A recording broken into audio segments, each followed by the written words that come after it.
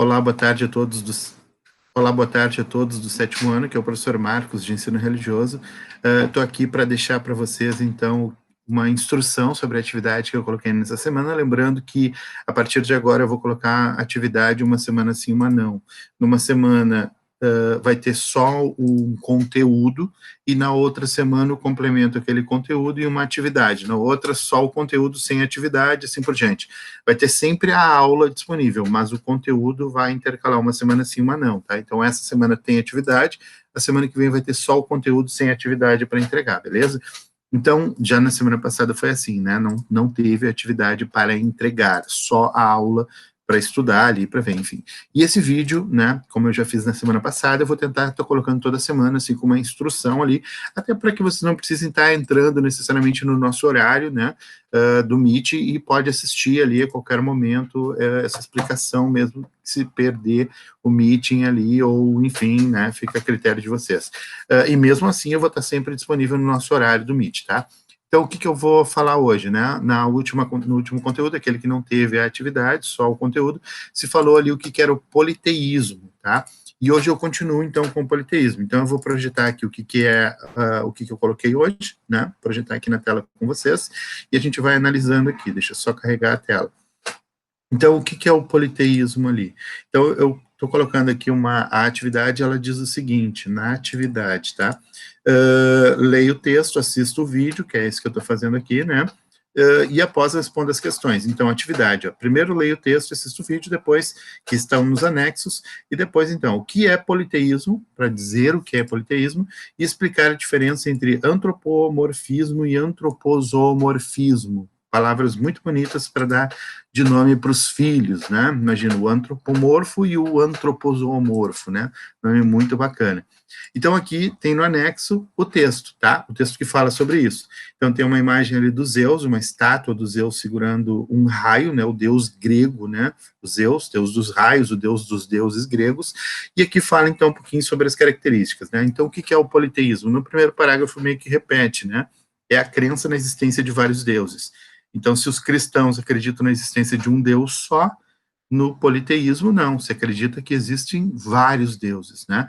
E esses deuses, eles têm algumas características. Primeiro, qual é a principal característica, assim?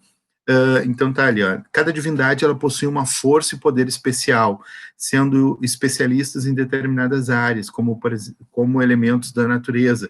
E aí cita ali a Afrodite, que é a deusa do amor e da beleza e da sensualidade, e Atena, que é a deusa da sabedoria e da civilização, né? E os gregos, eles cultuavam muito essas duas deusas, por exemplo, Atena é a capital da Grécia até hoje, né? A cidade de Atenas é a capital grega, foi dada em homenagem a essa deusa.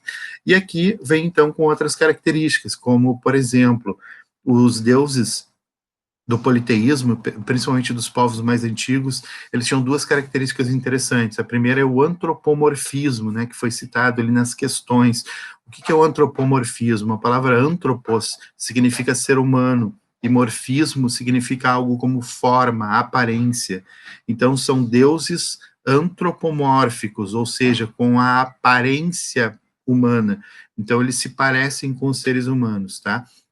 E uma curiosidade, não só a aparência, mas o comportamento é parecido com o dos seres humanos. Isso eu falei na aula anterior também, que uma característica importante do politeísmo é que esses deuses, eles não têm um comportamento perfeito, eles não são santos, como Jesus, por exemplo, que nós cristãos acreditamos, né? Então, se Jesus é perfeito, é a perfeição, né, encarnada, esses deuses gregos ou egípcios, não, eles não são, eles são pessoas, eles são seres até que cometem algumas atrocidades, eles são até muitas vezes ruins, tá? E o antropomorfismo, então, também é isso, não é só a aparência, mas o comportamento é parecido com o dos seres humanos, tá? E às vezes pior, tá? E o antropozoomorfismo tem o zoo ali no meio. O que é o zoo? Zoo é de zoológico, né? Então significa animal. Então são deuses com aparência meio humana e meio animal. E às vezes com o comportamento também, que oscila entre um comportamento humano e um comportamento animal, tá? Então é uma característica bem importante. Só como exemplo do antropozoomorfismo ali, que os deuses, muitas vezes, eles traem as esposas, eles mentem, eles roubam, eles matam, né? O Zeus mesmo, que era o deus do Olimpo, ele era casado com uma outra deusa, a Hera, e ele traía a esposa dele, né? Então mostra que esses deuses, eles eram versões, às vezes, pioradas dos próprios seres humanos, tá? Então eu vou mostrar agora algumas imagens aqui para vocês, para a gente dar sequência. Não pretendo me alongar muito, mas só para vocês terem uma ideia. Então aqui nós temos uma imagem de Zeus, né, o deus grego dos raios, o deus dos deuses gregos, e ele segura ali, né, como eu já estou falando ali, ele segura então um raio em suas mãos. Depois aqui nós temos a Afrodite, a deusa do amor, né, muito cultuada entre os gregos. Essa aqui é uma ilustração mais, digamos, moderna dela, né, e aqui uma tradicional. E aí alguém pode me perguntar, Sora, mas por que a Afrodite está com os braços decepados nessa estátua, né? A Grécia, ela foi um local de muitos conflitos, então tiveram algumas guerras, guerras religiosas também, com os cristãos, por exemplo, os romanos tentaram invadir a Grécia, invadiram a Grécia, enfim, teve uma série de conflitos lá, e nesses conflitos, muito da arte grega, principalmente, ela foi destruída, né? Pinturas gregas, elas foram, praticamente não existem mais, sobraram ali alguns vasos, algumas louças, né, em algumas paredes, algumas coisas assim, mas muito da arte grega, ela foi destruída. E o que foi preservado, muitas das coisas que foram preservadas, elas estão deterioradas, como é o caso da Vênus de Milo, como ela é chamada, tá?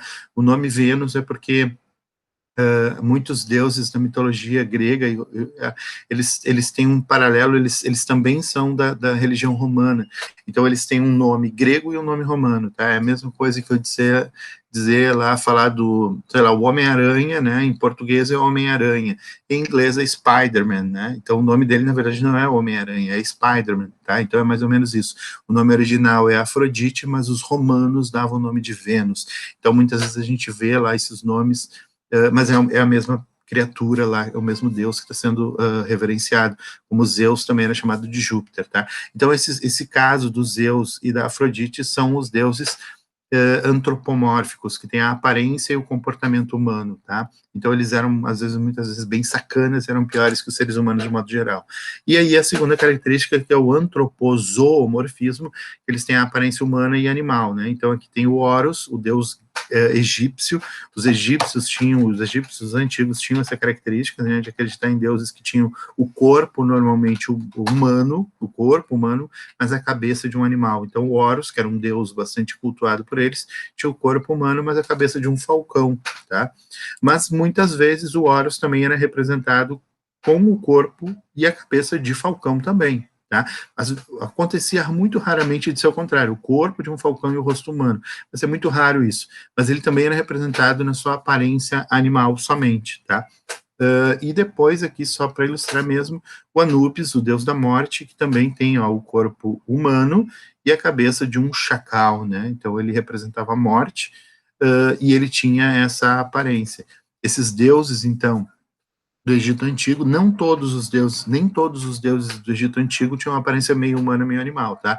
Por exemplo, o caso de Ísis e Osíris, que eram os principais deuses lá da mitologia, da crença egípcia antiga, eles eram todo ele com o corpo humano, tá? Mas a grande maioria tinha realmente o corpo humano e a cabeça de um animal, ou, como eu disse antes, às vezes raramente o contrário, ou então todo animal. Tá? Então, isso são duas características que eu peço ali no trabalho, tá? Então, o trabalho é isso, é uma atividade bem simples, né, que vocês podem fazer, e independente desse vídeo que eu estou gravando aqui, se alguém ficou com dúvida, Sora, ainda não entendi muito bem o que eu faço, nós temos o nosso horário aqui gravado, então pode assistir o vídeo, tentou fazer atividade, eu não consegui, entra, né, no nosso dia, que tem agendado ali, que eu vou estar disponível aqui para resolver, para esclarecer suas dúvidas, beleza? Fora isso, até a semana que vem, então, boa semana para todos.